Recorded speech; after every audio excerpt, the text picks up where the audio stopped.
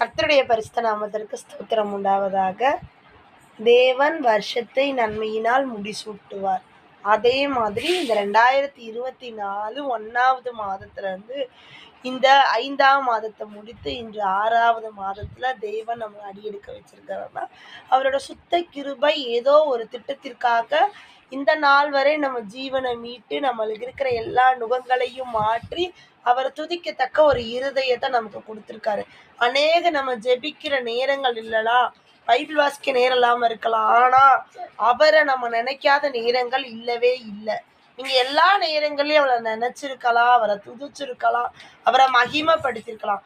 ஆனா அவருடைய பிள்ளையா நம்ம மாறுறதுக்கு நம்ம நிறைய முன்னேற்ற காரியங்கள் செஞ்சிருக்கலாம். நம்ம நிறைய பேருக்கு ஜெபம் பண்ணியிருக்கலாம், நிறைய பேரை கர்த்தருக்குள்ள வழி நடத்திருக்கலாம்.